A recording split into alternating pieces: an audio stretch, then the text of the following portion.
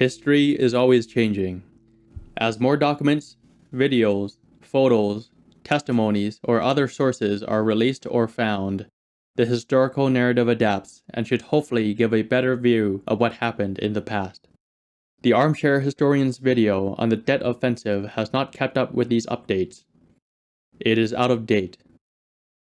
For the Vietnam War, in the last 20 years, there has been a massive wave of historical revisionism.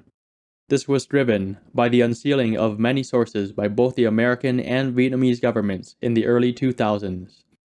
It was also driven by the increased willingness of historians to interview more Vietnamese sources, both northern and southern. Much of the South Vietnamese reputation has been redeemed. A book was published to redeem Ngô Đình Diệm, another to redeem Nguyên II, and many more to redeem the Army of the Republic of Vietnam. The history is getting fleshed out from all sides. Unfortunately, the original orthodox narrative of the war, made primarily by wartime journalists, still dominates the public consciousness. It is the same anti-war narrative built by activists during wartime, and it is what people immediately fall back on when there is a gap in their knowledge. This automatic fallback hurts the Armchair Historian's video. Let's start with one of the major, fundamental historical errors in the video. The belief that General Võ Nguyên Giáp planned the offensive and that he was the primary planner of the offensive. General Vo Nguyen Giáp proved invaluable for these preparations. While General Giáp is often celebrated for his triumph against the French at Dien Bien Phu, the expertise he amassed between 1965 and 1967 was equally crucial. As early as 2008, the paper General Võ Nguyên Giáp and the Mysterious Evolution of the Plan for the 1968 Tet Offensive, written by historian Merle Pribenow and published in the Academic Journal of Vietnamese Studies, conclusively disproves this. Due to the politics in the Communist Party, by the mid-1960s, his role in the direction of the overall war effort had been diminished. Simply put, he was instrumental in defeating the French in the 1950s, but during the 1960s, he had lost a lot of his influence. Wartime decisions against South Vietnam were made in a 5-man Politburo subcommittee. He was one of the members, but was often outvoted by the others. Instead, planning for the Tet Offensive was driven by 2 individuals: Giap's arch-rival, the General Secretary of the Communist Party, Lê Duẩn, and his former Chief of Staff, General Văn Tín Dũng. The original 1968 plan, the one supported by Giap, was to rely on the army to achieve a decisive victory against the American and South Vietnamese militaries, then build up to a general political uprising afterwards.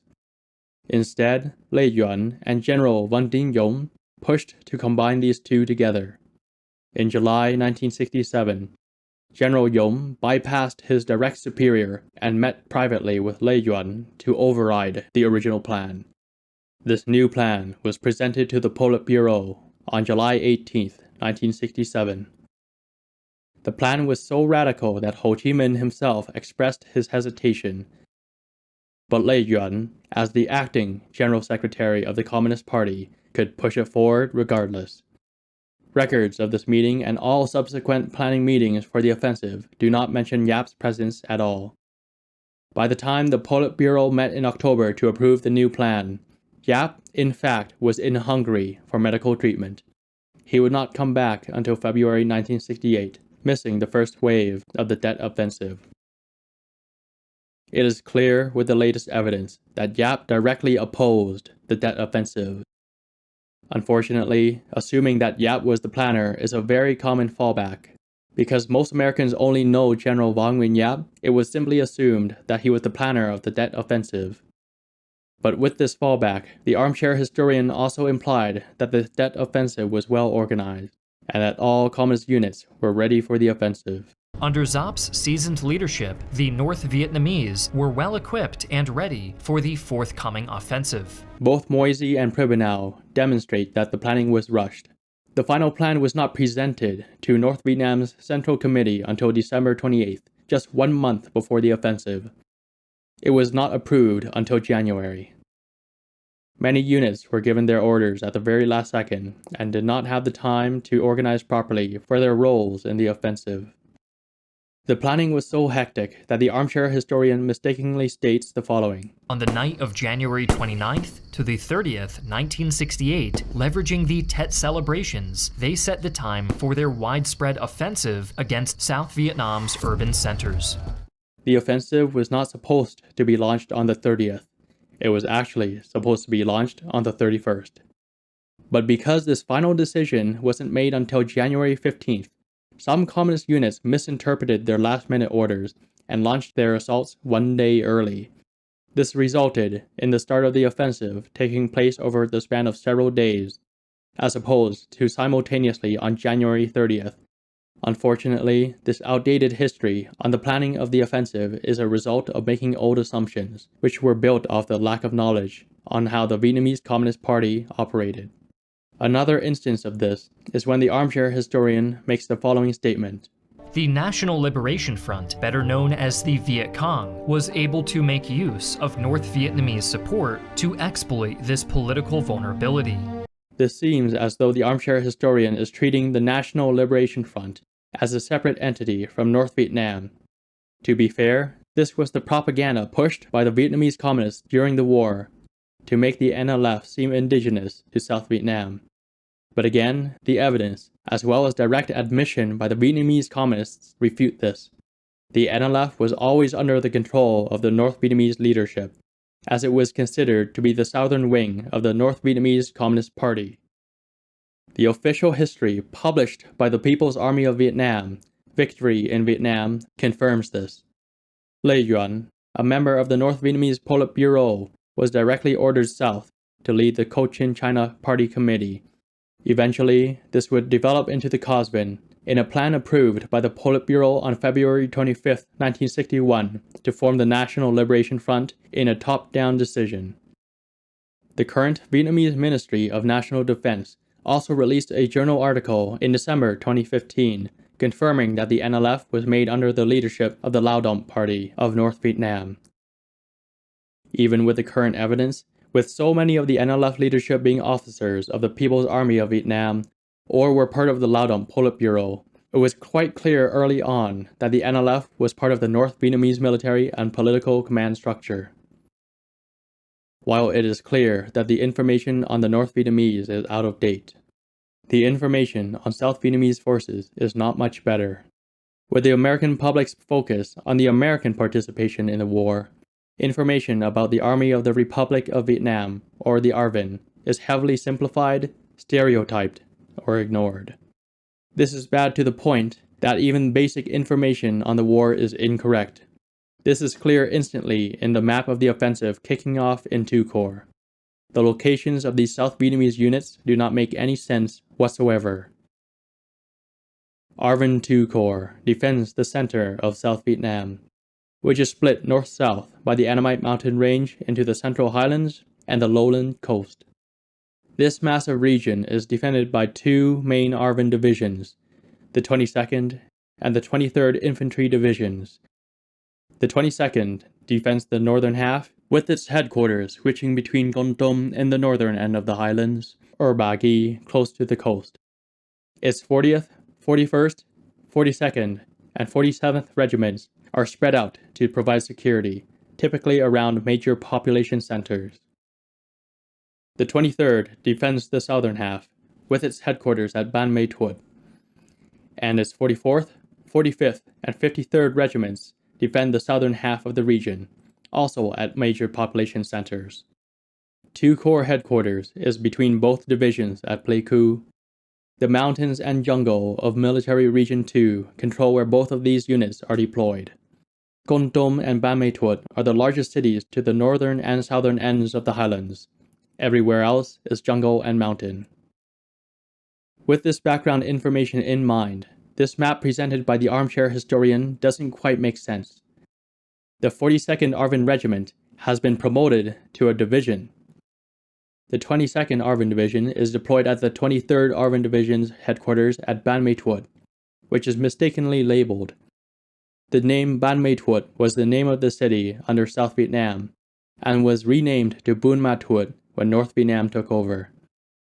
The 23rd ARVN Division is deployed in what is effectively the middle of nowhere. Nothing about the South Vietnamese units on this map is correct. This continues into the next scene. Pleiku saw the U.S. 4th Infantry and ARVN 2nd Division under siege, while Ban Mae Trois and Con Tum witnessed urban warfare and pitched battles respectively. The Armchair Historian states that the Battle of Pleiku involves the 2nd ARVN Division. While this may have been a typo for ARVN II Corps, the insignia is also shown, and this belongs to the 2nd ARVN Division.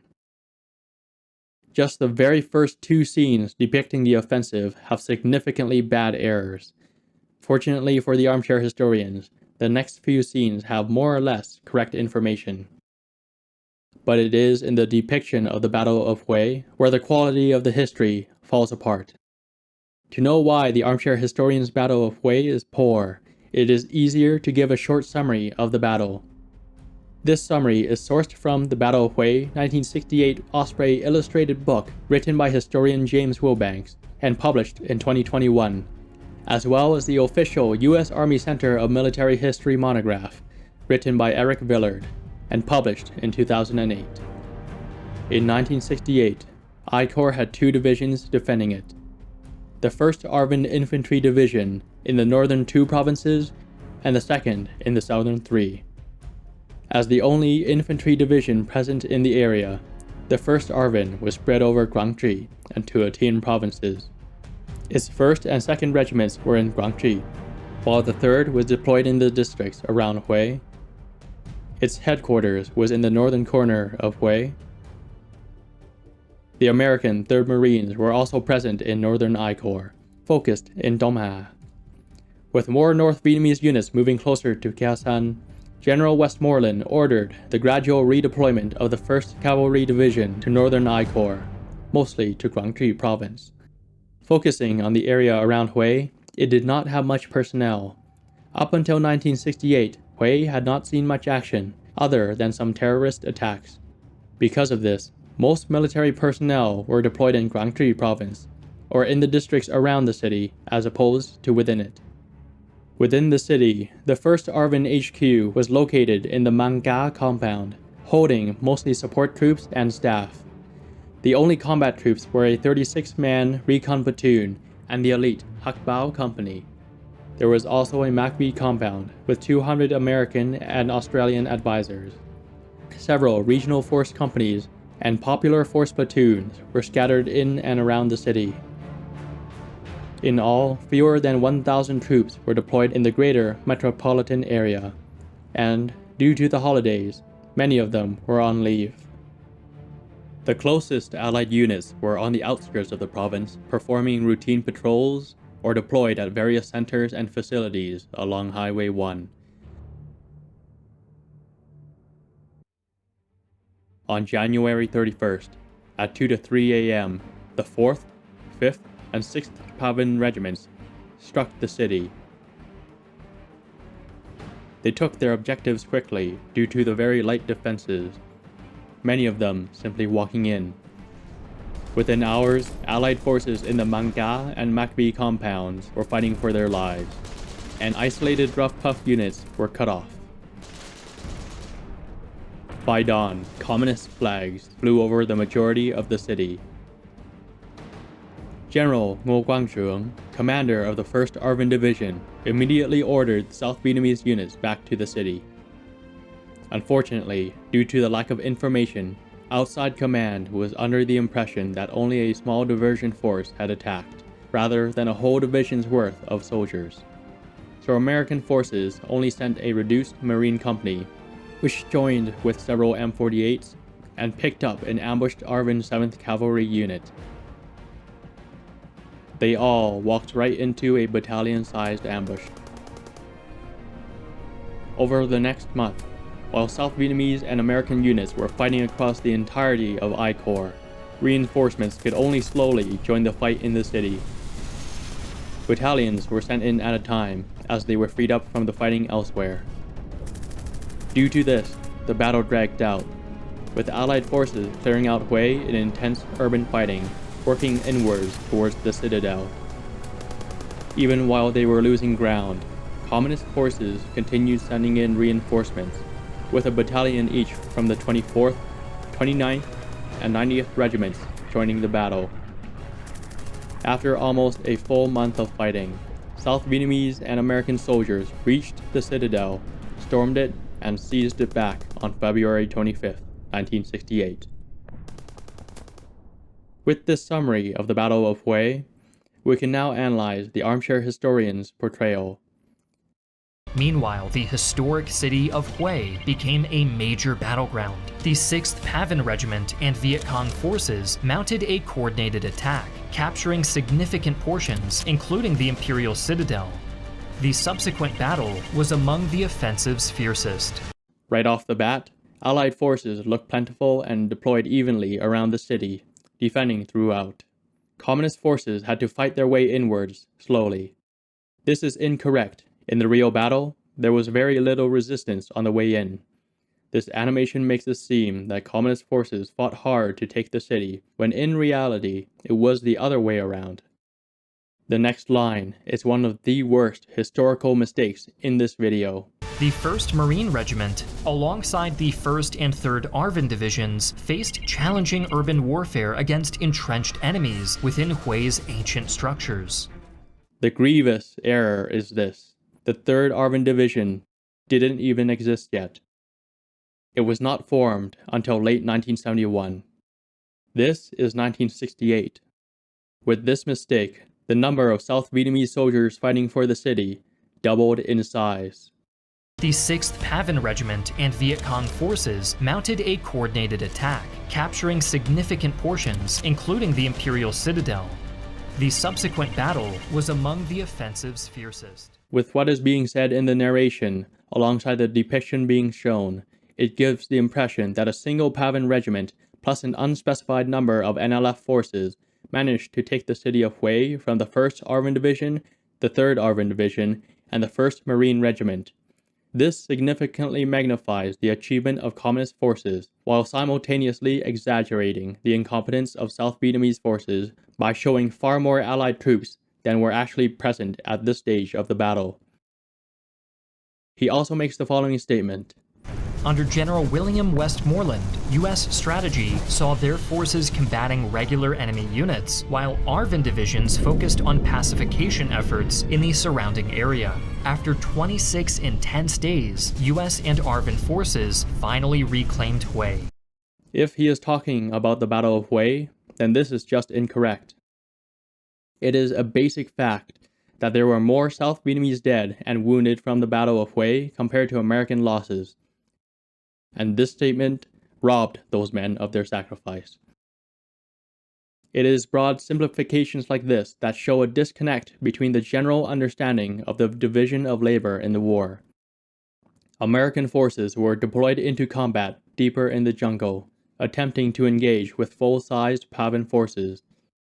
The Battle of Ia Drang is an example of this. They were usually deployed at dedicated military installations supporting these operations, called fire support bases. Khe Sanh is an example of one of these. Other American soldiers were deployed in logistical hubs like Da Nang or Quy Nhon to secure them.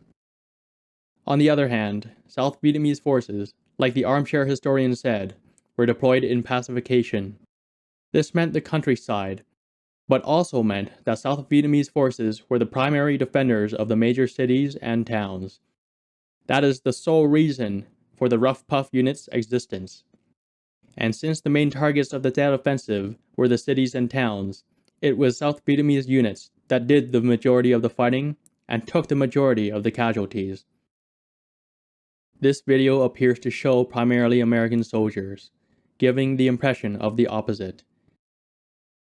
It is the minimization of South Vietnamese participation in the war that gives the impression that South Vietnam didn't do much, but that simply doesn't match the basic information. There is more phrasing or wording here that leans into the communist narrative, which is their tendency to enhance their cleverness or victories much more than it actually was in reality. During Tet Nguyên Đán, or the Lunar New Year, an expected ceasefire lulled South Vietnam into complacency. Capitalizing on this, communists discreetly transported weapons into cities using trucks filled with festive goods. US intelligence drastically underestimated the communists' boldness and potential, especially during supposed truce times like the Tet holidays. The simple fact of the matter is, all sides formally declared a ceasefire for Det Nguyên Dan. The communists didn't exploit an assumed or supposed truth. They declared one and broke it. So they lied. Whether that is bold or not is a matter of opinion. The Vietnamese communists were always willing to seize power by any means necessary. There are numerous terrorist attacks throughout the entire war, many of which involved tossing grenades into civilian areas, are prime examples of this. For North Vietnam, the offensive was deemed a strategic success, symbolizing their resilience and the notion that an unwavering desire for independence couldn't be suppressed. It's not quite clear whether he is saying that North Vietnam believes this, or if this is the overall result. But if he is saying that the communist leadership believed this, there are sources that show how the communists interpreted their own offensive. Cosvin published Directive No. 55 the following year, which stated very clearly, "Never again and under no circumstances are we going to risk our entire military force for just an offensive." The leadership of the NLF would never have said this if they viewed it as a victory. One of the Cosvin generals, Tran Văn Cha, published the same interpretation years later. He would be put on house arrest for the rest of his life for this. It is clear right after the offensive that communist forces viewed it as a strategic failure. For the political goals, according to the myths of Det, the only political influence communist forces had intended to make on US politics was in relation to the 1968 presidential elections. Moisey references John Prados, another historian, who pointed out that there was no mention of the anti-war movement in the United States during the planning. The political goal was primarily with the South Vietnamese population rising up. For the most part, this didn't happen. But the one political victory would eventually appear over time. The anti-war movement in the US had grown significantly, and the North Vietnamese would definitely capitalize on it. This is the eventual communist victory from the Det offensive, but they definitely did not consider or see it during the first waves of the assault. There are probably more mistakes in the video, but those were the major ones. Unfortunately, the weakness of the video is its sourcing. None of the sources here are published later than 2007. It cripples the video, especially since the major revisions appeared after 2008. As an example, take the following source, James Wilbank's The Det Offensive, A Concise History from 2007. Wilbanks wrote this book with Yap being the planner, dedicating numerous statements to this. However, in his 2021 Osprey Illustrated book on Huế, he updates his history to clearly state that Yap strongly advised against the offensive and exiled himself into Hungary. He now states that the central planners were Lê Duẩn and Văn Tin Dũng, matching Pribinal's research. This is how history should be, self-correcting as new evidence comes out. Unfortunately, it seems that the Armchair Historian was unable to do that for his video, and did the classic fallback into the orthodox narrative of the war.